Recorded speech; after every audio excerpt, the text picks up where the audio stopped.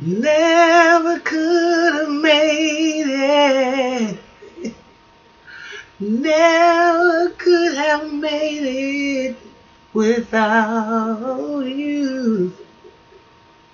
I almost lost it all. But I'm stronger. I'm wiser. Yeah. Good morning, good afternoon, good evening, family. Welcome to the Mental House. I am your host, Khadijah.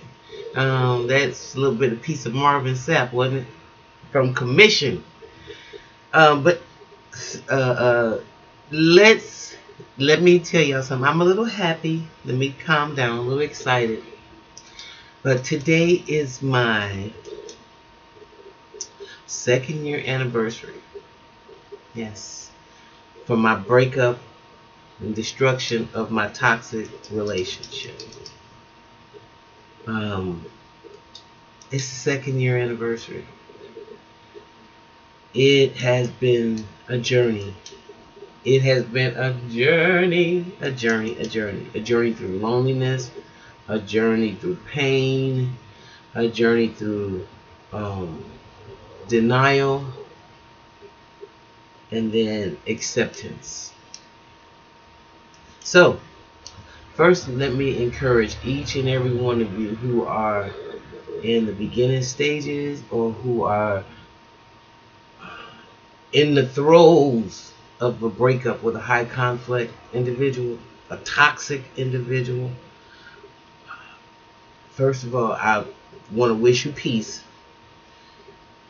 And second of all, I want you to know that it's very important that you stay no contact. It's very important that you uh, don't engage and to reopen your wound by contacting your abuser. Okay? And the reason why I'm saying this is because the pain is not going to go away. It's going to take a minute to get, and the pain is going to get a little stronger. But with that being said, the hurt that you're going to experience this time is going to be well worth it because you can see progress in yourself. See, at first we would hurt and be full of pain and wondering why we've gotten ourselves into this crazy situation that we can't get out of, and there's no outcome. There's no, you can't see any way out. One thing about going through this pain, it's authentic. And what it connects you with is the damage that was done to you by your family of origin and how you've carried it into your adult life. The expectations, the grid, and the programming that was downloaded into you as a child, how you've attracted partners that have reflected your parents, and you are somehow looking for a corrective outcome in these lovers who will never fulfill um, the damage that was done to you. Because until you learn to love yourself, that's gonna be the greatest love of all. And you never find that out.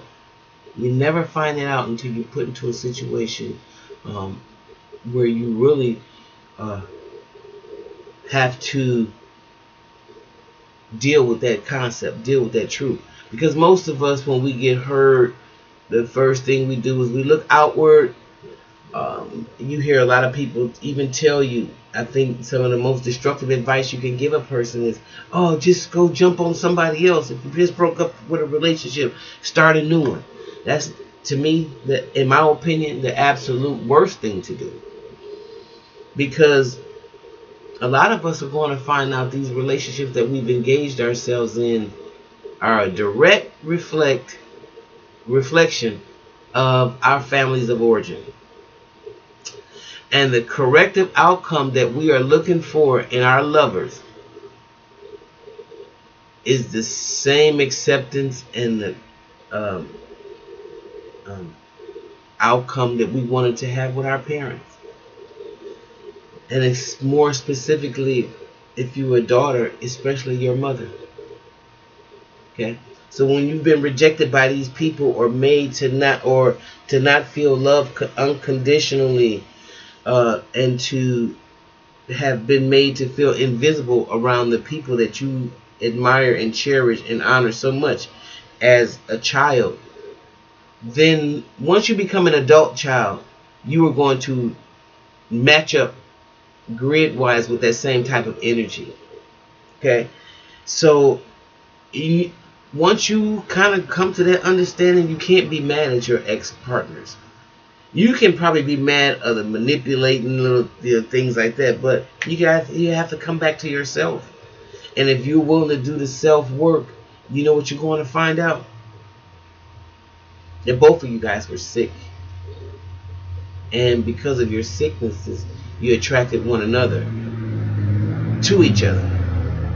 Now, I'm not saying that one was could have been more deviant or more uh, just aggressive than the other, and that's usually what happens when you're dealing with a narcissistic or a severe toxic person, somebody with BPD. So, while I'm saying that both of you may be responsible, I'm saying there are some things that go on with people in a certain pathologies of their thinking that I'm not comparing an empath to that. So that's why it's important to stay away from the person, because if you can't even identify your style in a relationship, if you don't understand who you are, your family of origin, none of that kind of stuff like that, and what are you looking for, how can you dump all this on another individual who has their own set of problems and dynamics and problems that they're carrying on to this relationship? Erykah Badu, I think, said it best when she said "Bag Lady." Remember? I like that song. Bag Lady, you gon' miss your bus. Yeah, Jesus.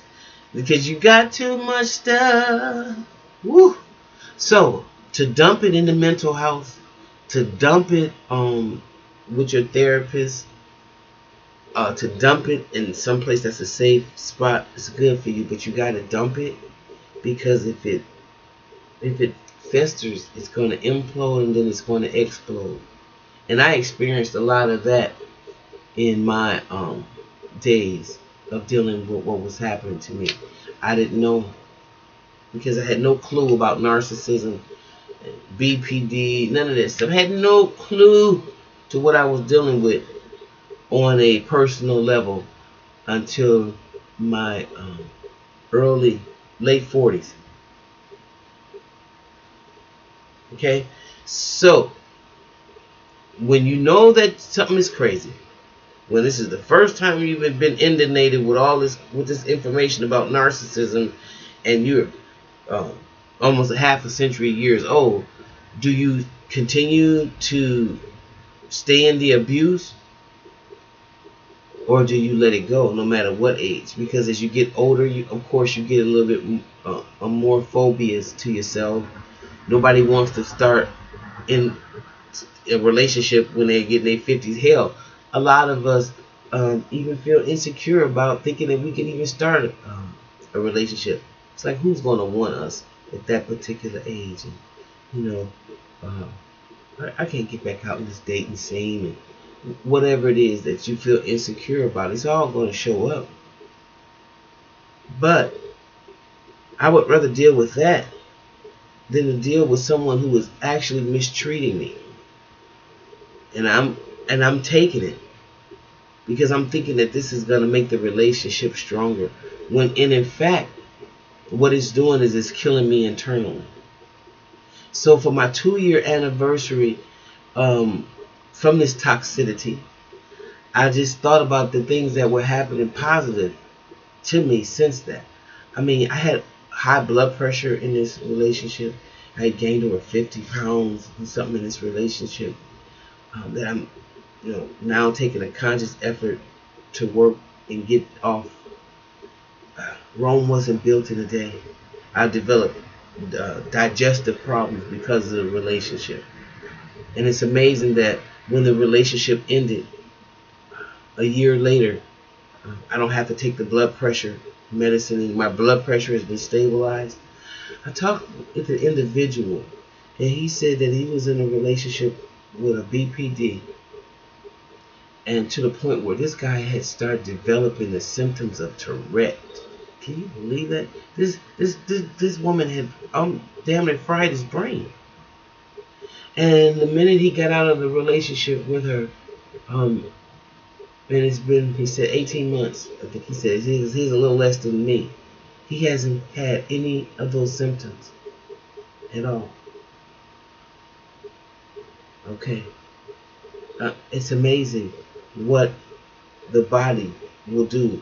And if you're not comfortable in yourself and you're trying to force this unhealthy relationship onto your body, onto yourself, when you're just killing yourself. And it all comes from the self-love deficit that you have for your own self. So I want you to know that I love you. Even though I've never met you, you are loved and you are validated. Your programming should have came, um, it should have been there. You should have been given that confidence as a little kid coming about the programming. But some of our parents didn't know any better. And of course, if they know better, some of them we pray would do better. Some of our parents are psychotic, so it's a damaged person raising a child. But the main result is for you to know that you are not alone. The main thing for you to hear is you are loved. The main thing for you to hear is that you are enough. You are validated. And you can get to the 2-year mark. You don't have to call and invite abuse back into your heart and into your soul, into your body, so you won't be lonely. Keep on engaging and coming into the mental house. And even though we're not politically correct here and there's no therapist here, I just think I want it to be a safe space where you can just dump. And you can always send me an email at dj.anwar@yahoo.com. That's dj.anwar@yahoo.com. Or also hit me up on Facebook at DJ Anwar at Facebook. Okay? So, I want you to go out and make it a wonderful day. It's been 2 years and I'm free. I've been narc free. I've been knocking them narcs down. No, I'm just stopped. I've really tried to make some sincere changes in my life, and hopefully they're paying off now. Okay, so I'm gonna go. If you like what you hear, please like and subscribe, and I will see you next time in the mental house. Bye bye.